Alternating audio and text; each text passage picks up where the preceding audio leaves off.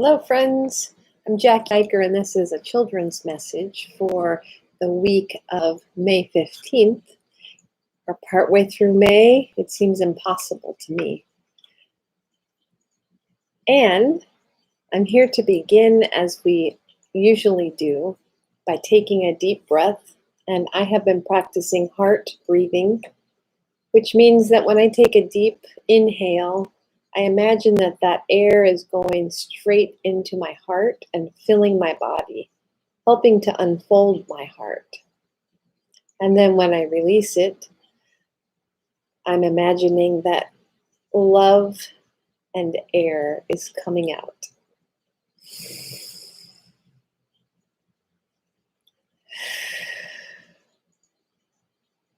And as I take another breath, I say, we are breathing in God's love. And when I exhale, I will say, we are the beloved children of God.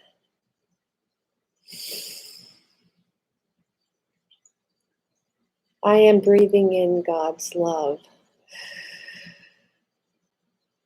I am a beloved child of God. After this, my heart usually feels like I've been comforted or exercised. You know, your heart can feel good after you exercise. It feels like it's had some attention. And there's nowhere else I need to be but right here. Today I'm going to talk with you about a story from the Bible about Jesus. And before I do that, I am going to ask you to think about now, if you don't yet know how to tie shoes, or before, when you didn't know what it was like to learn how to tie shoes. I'm watching a 6-year-old do it right now, and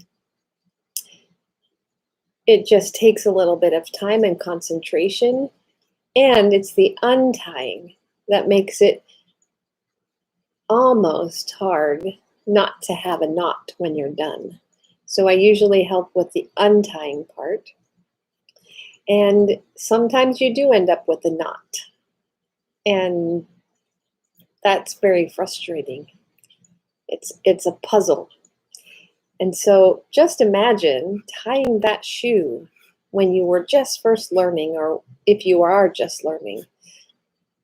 That's tricky. And imagine that feeling of frustration when it does become a knot that you can't seem to get out.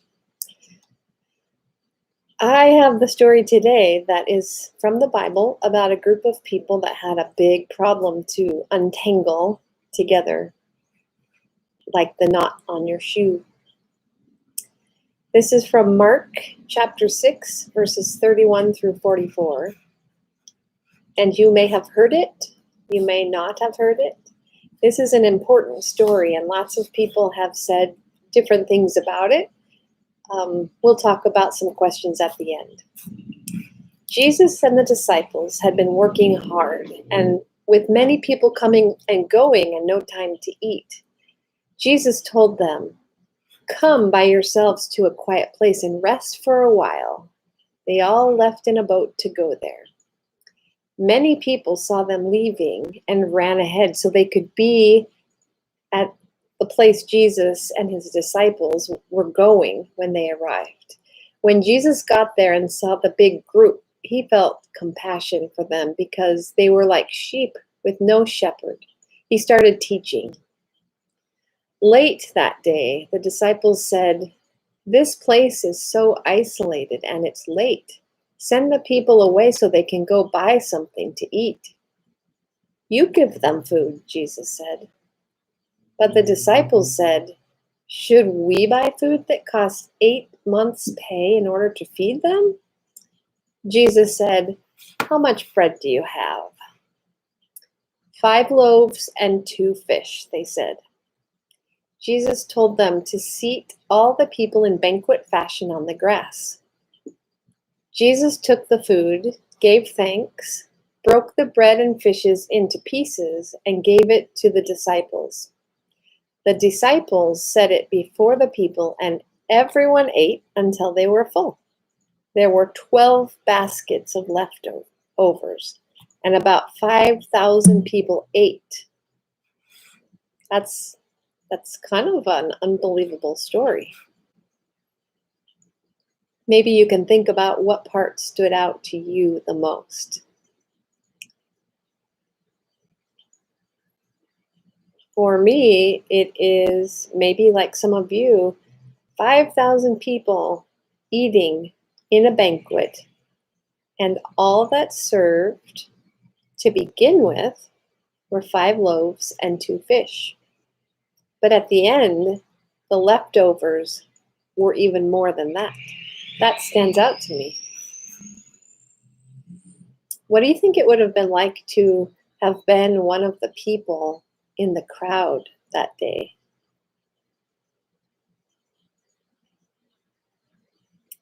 And this is a story about Jesus meeting the needs of the people in a physical way. Their bodies needed something, and Jesus provided it.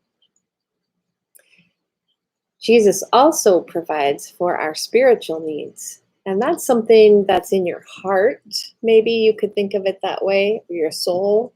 Something that's not physical, like food or water. You have that. But something else that you feel you're needing or you're missing. Jesus can help with that too. I'm curious if you can think about ways that our church helps those who don't have enough. And how could our church do more? And maybe be very creative about new ways of helping people who need both physical food, water, shelter, and also something a heart needs that the heart doesn't have. There are multiple ways I can think of. I'm going to leave that open for you to think about.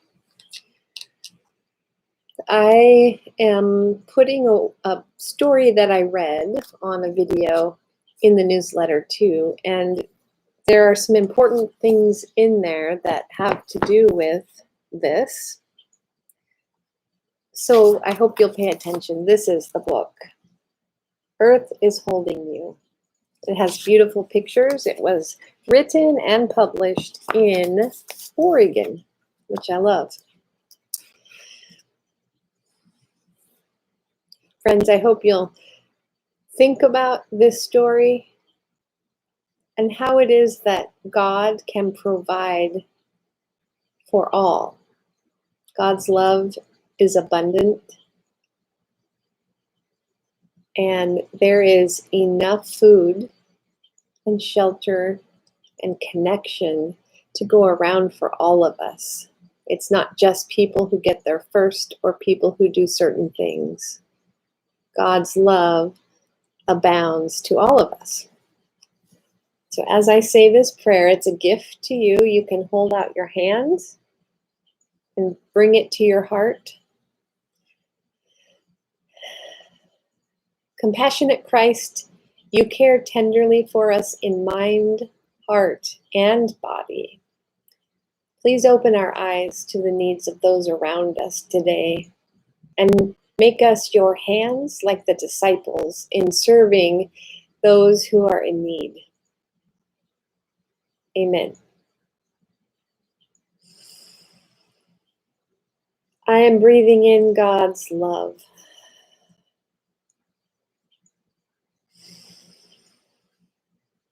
I am a beloved child of God. And I hope you are also saying I, because that is for you. Thank you, friends. Until next time, I will say goodbye.